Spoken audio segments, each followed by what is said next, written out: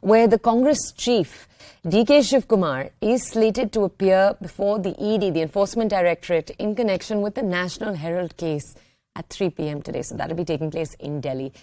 Now, the very senior Congress leader was first summoned on October 7th when the ED had recorded his and his brother DK Suresh's statements for over a few hours, in which he'd claimed that him and his brother had donated to Young India Limited. It's the company that owns the National Herald. You remember the National Herald case? It's one we've talked to you about in the past too.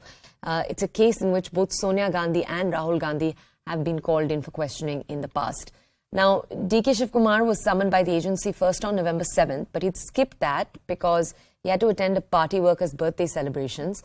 You'll also remember that the yatra that the Congress is currently conducting, Bharat Jodo Yatra, right from Kanyakumari up north to Kashmir, that is, as we speak, or was at that time, going through Karnataka. And so DK Shivakumar had said that he's being called by the ED so that he couldn't give the preparations that yatra would require. Now, it's important also to note here that DK Shivakumar has been involved in ED crosshairs all the way back since 2019. We're going to bring you a lot more in terms of context now in this story, though. In just a second, we have two reporters joining us live. My colleague Ashish Mehrishi is with us first. Let's go over to him very quickly. Ashish, could you just give our audiences a quick summary, because we haven't done that yet, of A, what the National Herald case is, and B, what is DK Shivakumar's alleged role in this entire story? So, let's take the second question first. The second question is about what is the role of DK Shivakumar. So DK Shivakumar and DK Suresh, basically the Enforcement Directorate is looking at the money trail. They are looking at whether the money has actually landed, which has landed into the coffers of Young Indian, whether it is tainted money or not.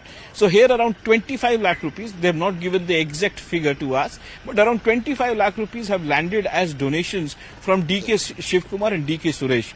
Now they are themselves rich individuals, but they want to know the money trail. From where did they get that money, and from where has this money, whether the money that has landed into Young Indian, whether it is tainted or not. Now, if you see why this question has erupted is because recently a number of people have been summoned by Enforcement Directorate after they found that around 4 crore rupees 4.5 crore rupees have landed into Young Indian from certain shell companies. Now, that is going to be probed later on, but that is what, the Enforcement Directorate is looking at. They're looking at the accounts of Young Indian, and they're trying to find out whether the money that has landed in, is it tainted or not. Now, going to the first question is, what is the National Herald scam? Now, it's a scam which has been, in the news for more than a decade now. It first was highlighted when Subramaniam Swamy basically filed an application before the court suggesting that this is a sham transaction where debt and equity was picked up for a very small money, and the money also that came in from Kolkata based companies was basically from a shell company, and it was tainted money which actually landed into Young Indian, and further assets were picked up where debt was picked up for around 50 lakh rupees, and ultimately the debt was wiped out of around 90 crore rupees, and further the assets of around 2,000 crore rupees came into the hands of Young Indian, where 76% equity is with Sonia Gandhi and Rahul Gandhi, and the rest of the equities is with other Congress bearers. So there is number of things which have come out. Sonia Gandhi and Rahul Gandhi have been questioned in the past as of but ultimately let's see how things move forward. We're expecting DK Shivakumar to be here at around 2 p.m. Okay, all right.